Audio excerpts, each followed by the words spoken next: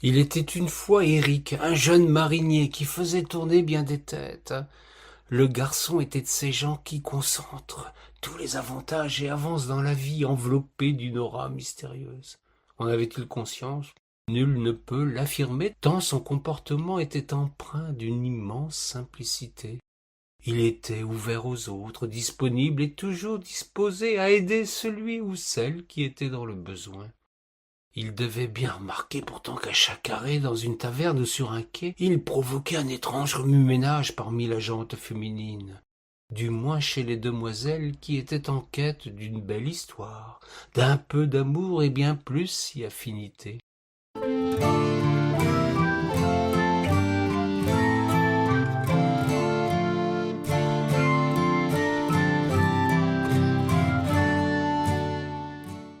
Les autres, il recevait des regards chargés de concupiscence, des regards envieux, enfiévrés, parfois souvent embués de regrets d'un rêve impossible. Il était beau comme un dieu, fort comme l'étaient tous les mariniers d'alors, souriant, et pour ne rien gâcher, intelligent et aimable. C'est sans doute cette dernière qualité qui provoquait émoi et trouble chez les charluzettes de toutes les villes ligériennes. On aurait pu croire qu'elle faisait tout un saut de sourire et d'amabilité, de yades enflammés et de propos enjôleurs à son égard.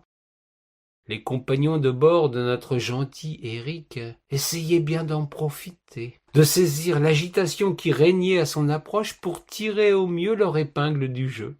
L'indécision de l'éphèbe leur ouvrant souvent des opportunités qu'ils savaient saisir dans l'instant. Éric n'était pas un coureur de jupons. En dépit de son immense magnétisme, il devait être à la recherche d'une femme d'exception, un idéal de perfection qui le conservait dans son état de puceau, que toutes les femmes de Loire rêvaient de déniaiser. Elle se faisait mezzaline pour qu'un jour l'une d'entre elles puisse hériter de cet immense privilège.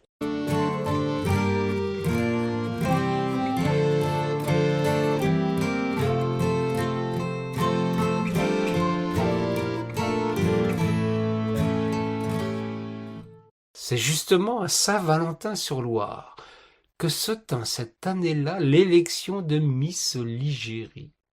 Toutes les plus belles filles des bords de rivière qui aspiraient à ce titre s'étaient donné rendez-vous.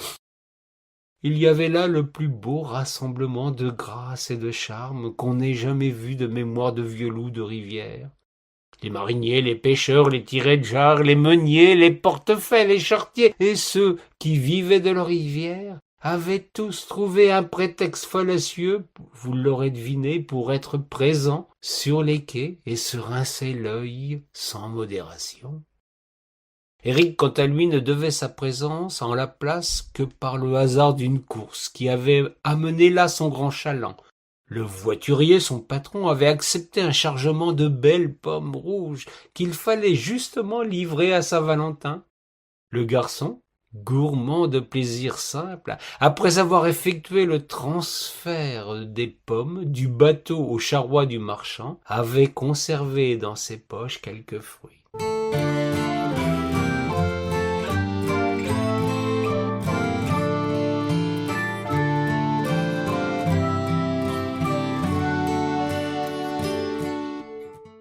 C'est ainsi qu'en croquant de ses belles dents une pomme brillante, il fit son entrée dans une grande taverne où la lauréate du concours et ses deux dauphines recevaient les honneurs dus à leur succès.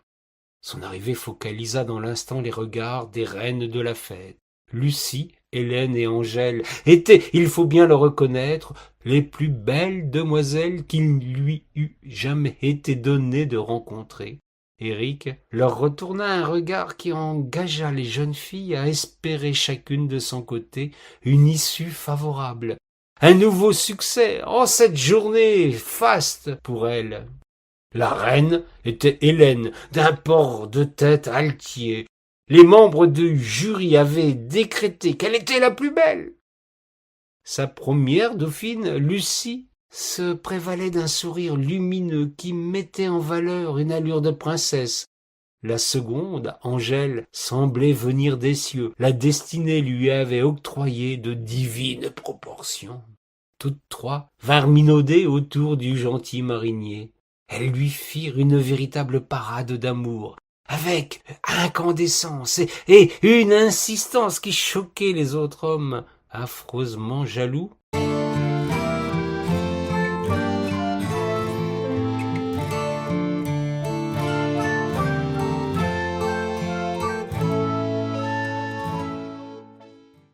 Éric n'en avait que.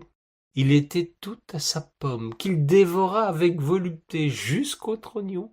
Ce fut pour les belles le moment choisi pour se dévoiler. Toutes trois en même temps lui réclamèrent une pomme, en déclarant vouloir la croquer en sa compagnie. Le message, pour éloquent qu'il en était, n'en troubla pas le naïf Éric, à moins qu'il ne fût tout au contraire diablement machiavélique. Il sortit de sa poche un beau et grand couteau, de ceux qu'avaient tous les mariniers quand ils tuaient le temps lorsque la navigation était impossible, en gravant magnifiquement des battoirs, des guirouets ou des coffres. Il prit une pomme, une seule, la plus grosse, qu'il sculpta tranquillement sous le regard éberlué des prétendantes. Il mit un temps que les dames jugèrent sans doute infini, puis, ayant enfin achevé son œuvre, il posa la pomme sur la table et sans un mot quitta la taverne.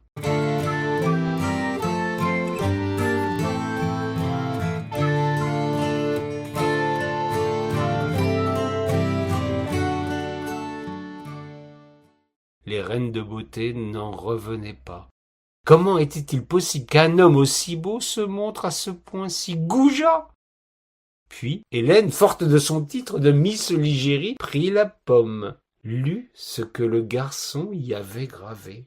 Elle s'écria « Ce ne peut être que moi !» et elle partit dans l'instant à la poursuite de son fol espoir. Laissant le fruit sur la table, Lucie s'en empara à son tour, et agissant comme sa camarade s'écria « J'en étais certaine, c'est moi qui ai sa préférence !» Puis ce fut au tour d'Angèle de lire la fameuse inscription. « Elles font erreur toutes deux, je vais de ce point rejoindre celui qui m'a choisi. »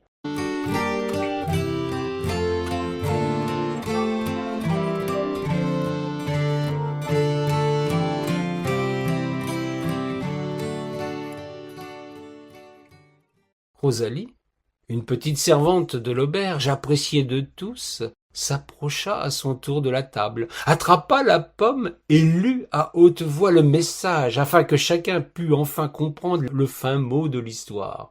À la plus charmante. Elle coupa alors la pomme en deux, offrant une moitié à un vieil homme qui faisait la charité à l'entrée de l'établissement, avant que de manger l'autre moitié sous les rires de toute l'assemblée. Éric n'était pas parti. Il avait profité de l'effet de surprise provoqué par la théâtralité de sa fausse sortie pour contourner la taverne et y rentrer discrètement par une autre porte.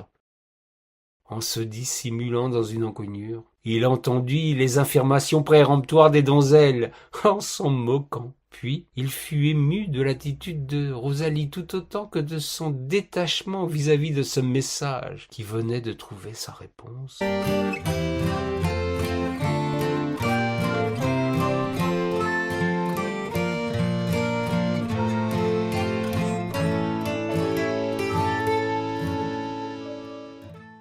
Le garçon, qui jusqu'alors n'avait jamais senti son cœur battre pour une femme, ressentit en lui une bouffée de chaleur, un trouble si profond qu'il agit de manière totalement inconsidérée. Il avança lentement vers Rosalie, lui laissant le temps de manger sa moitié de pomme. Devant elle, il prit un nouveau fruit. Il le coupa en deux et en tendit la moitié à la servante avant que de croquer l'autre partie, juste après lui avoir dit « Je crois bien avoir trouvé l'autre moitié de mon existence. » Rosalie l'embrassa à pleine bouche, sans vraiment se rendre compte de ce qu'elle faisait. Les mariniers présents, sacrés gredins, bourrus et mal embouchés, essuyèrent tous une larme, avant que de lancer de grands hurrahs, tandis que les deux tourtereaux étaient enlacés.